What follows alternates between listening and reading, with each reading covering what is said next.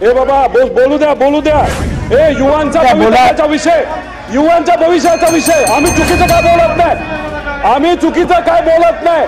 सन्माननीय सदस्य रोहित पवार, हे चुकीचं आहे, हे योग्य नाही आहे, हे चुकीचं आहे. महोदय याच्यामध्ये आपण जर बघितलं, साहेब जाधव साहेब बोलू द्या ना, देशमुख साहेब 2 मिनिटात संपवतो. देतो साहेब लगेच. अध्यक्ष महोदय, या प्रश्नामध्ये जर आपण मेन पॉइंट बघितला तर तो पेपर फुटीच्या बाबतीत आहे. अध्यक्ष महोदय, इथं गृहमंत्री साहेब इथं बसलेले आहेत. त्यांना पॉइंटेड प्रश्न जो माझा असणार आहे तो म्हणजे एकतर पेपर फुटीचा कायदा यावा यासाठी युवा असतील, विद्यार्थी असतील, आम्ही सुद्धा आंदोलनं केलेली आहेत. 800 किलोमीटर तिथं चाललेलो आहे, मुख्यमंत्री साहेबांना भेटलेलो आहे, उपोषण तिथं त्या ठिकाणी केलेलं आहे. पॉइंटेड प्रश्न असा आहे की महाराष्ट्र राज्य हे पेपर फुटीचा कायदा या अधिवेशनामध्ये आपण काढणार आहात का, हा माझा पहिला प्रश्न अध्यक्ष महोदय.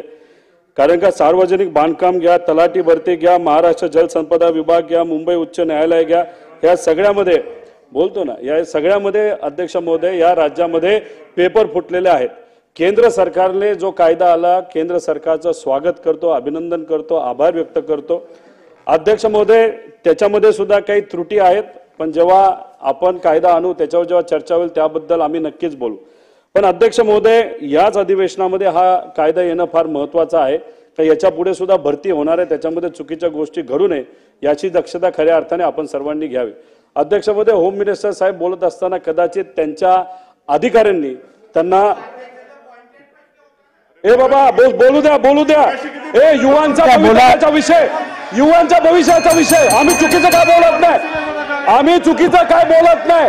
सन्माननीय सदस्य रोहित पवार, तुम्ही माझ्याकडे बघून बोला, तुम्ही त्यांना उत्तर देत आहात का? अध्यक्ष महोदय, तुम्ही मगाशी होम मिनिस्टर साहेब बोलत असताना बसून बोलू नका,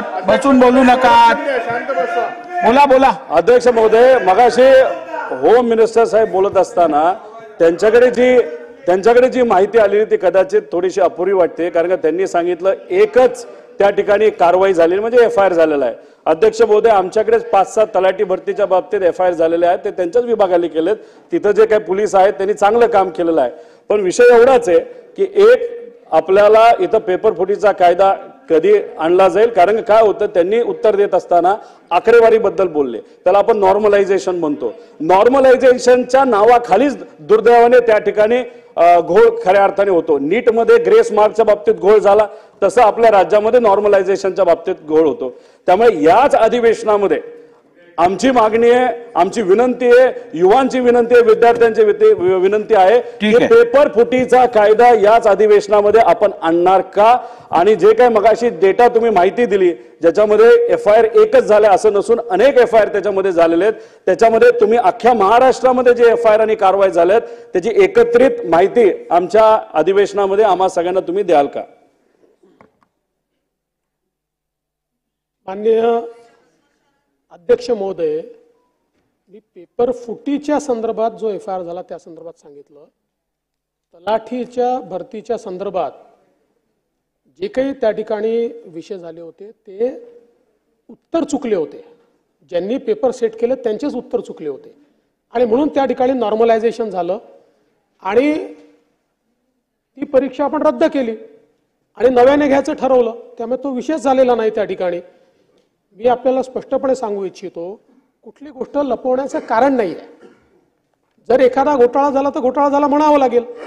पण आता मी सांगितल्याप्रमाणे 1 लाख लोकांना नियुक्ती देत असताना या ठिकाणी पारदर्शी पद्धतीनं जर राज्य सरकारने काम केलं असेल तर मला असं वाटतं की राज्य सरकारपेक्षाही ही सगळी म्हणजे मी विशेष उल्लेख करेन की GAD विभागामध्ये जे लोक हा संपूर्ण या ठिकाणी परीक्षांचा विषय सांभाळत आहेत, आमचे सचिव आहेत, सगळे अधिकारी आहेत, आपले एजन्सीज आहेत, या सगळ्यांनी उत्तम काम केलं आहे.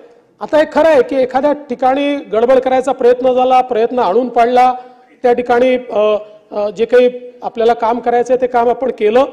पण पहिल्यांदा मला या ठिकाणी रोहितजी हे सांगायचं आहे की हा जो काही नरेटिव्ह तयार करण्याचा प्रयत्न चाललाय, पेपर फुट होते, हे चुकीचं आहे, हे योग्य नाही आहे, हे चुकीचं आहे. या बसून ठिकाणी बोलू नका, 1 दिली ना लाख संधी. लोकांना जर नियुक्ती मिळत असेल, हा राज्यात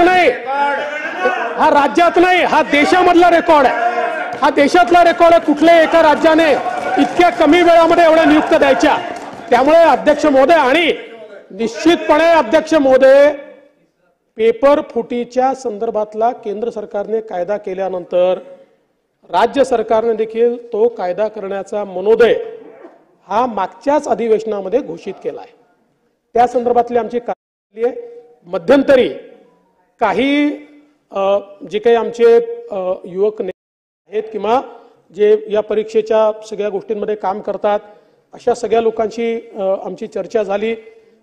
एक डेलिगेशन देखील माझ्याकडे अभिमन्यू पवार देखील घेऊन आले होते, त्याच्या संदर्भातली चर्चा झाली. आणि त्यावेळेसच मी त्या डेलिगेशनला देखील सांगितलं की आपल्याला हा पेपर फुटीचा कायदा करायचा आहे, माननीय मुख्यमंत्र्यांनी सांगितलेलं आहे. आणि माननीय मुख्यमंत्र्यांनी हे देखील सांगितलेलं आहे, त्या डेलिगेशनलाही मी सांगितलं आहे की याच अधिवेशनामध्ये हा कायदा आम्ही आणणार आहोत.